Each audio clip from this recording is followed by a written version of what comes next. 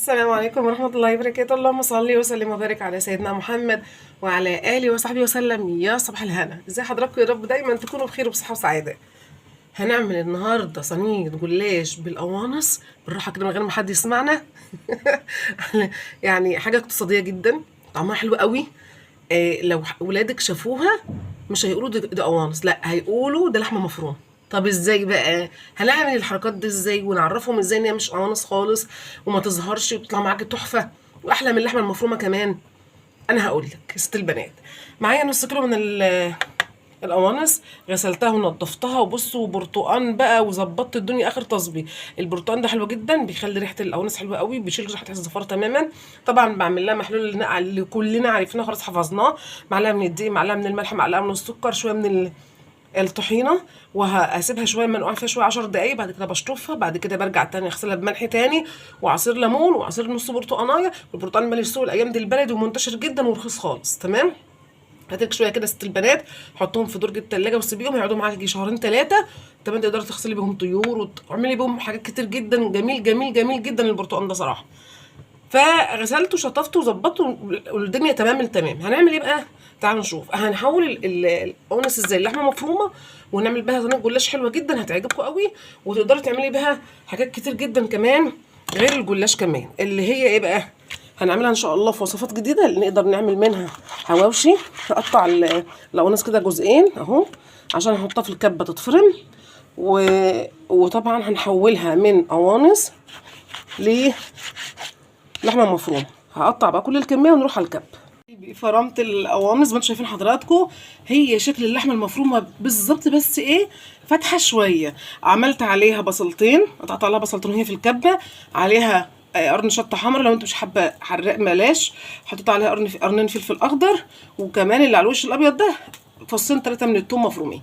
تمام كده جهزنا الحشوه بتاعتنا اللي هنعملها الاقتصاديه جدا للجلاش. تعالي بقى على النار، طاسه على النار، معلقه من السمنه او الزبده او الزيت، اي نوع تختاريه. تمام، تكون سخنت كويس، تكون سخنت كويس. هنزل بالخلطه اللي احنا عملناها معاها الثوم ومعاها الفلفل والبصل وكل الحاجات اللي احنا فرمناها على بعضها اهو. وانا مش عايزه اقول لكم الريحه حلوه جدا، يعني الريحه بجد فظيعه. حولنا نص كيلو قوانص بكميه كبيره عشان انا ضفت لها بصلتين وضفت لها قرنين فلفل وكمان قرن شطه حراق احمر، فبقيت ريحه حلوه جدا. وطبعا زود لك الكميه اهو. هبدا بقى ايه، اعصجها كده واحده واحده لغايه ما تتعصج معايا كده يا بنات. ما شاء الله اتعصجت معايا تماما، انتوا شايفين حضراتكم اهي، ريحتها طالعه تحفه. لحمه مفرومه، لحمه مفرومه، مفيش كلام. مفيش كلام. تعالوا بقى ننزل بالتوابل، نشوف هننزل بالتوابل ايه بالظبط.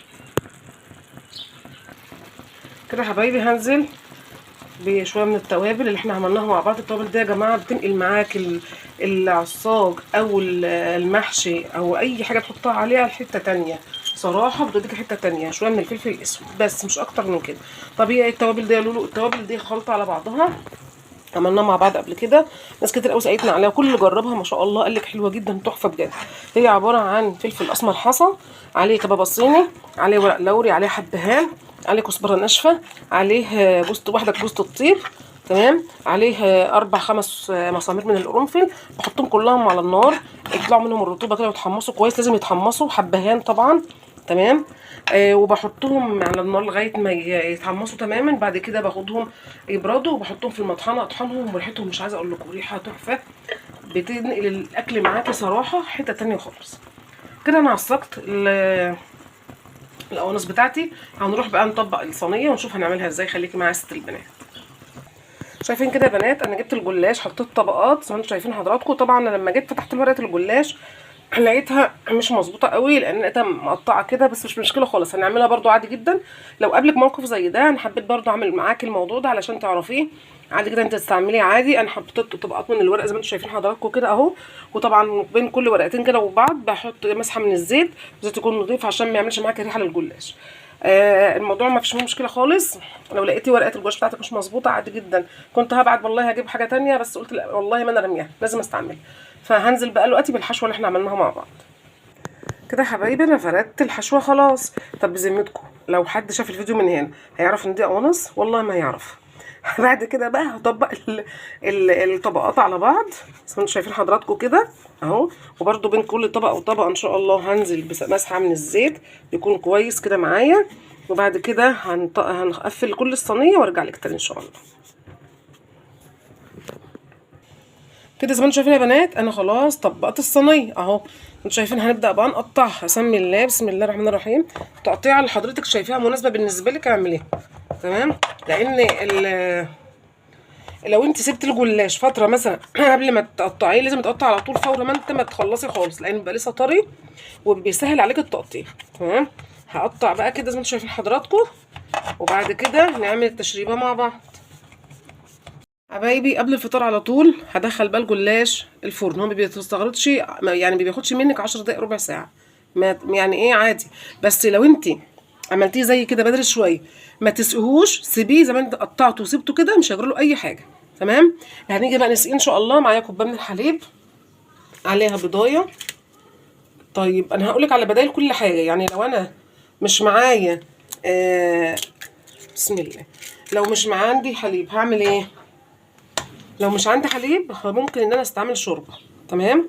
بس يفضل ان هي شوربه ما تبقاش سخنه قوي عشان ما تخليش العجينش معاكي الجلاش ويطلع معاكي معجن. خليها فتره يعني لا سخنه قوي ولا تمتلي. ممكن ساقعه عادي مفيش مشكله. حطيت دلوقتي، حطيت بضايه، حطيت كوبايه من اللبن، حطيت شويه من الفلفل الاسود وذره صغيره من الملح اهو.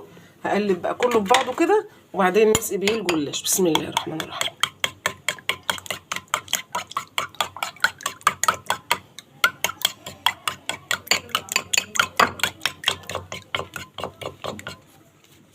وكمان حبايبي شويه من البيكنج باودر، وده بيخليه مورق معاكي وخفيف وهش وعالي كده وريحته حلوه. يعني هو بيخلي البيكنج باودر بيخلي الجلاش معاكي مورق وبيخليه خفيف وجميل. جربيه كده ان شاء الله هيطلع معاكي تحفه باذن الله.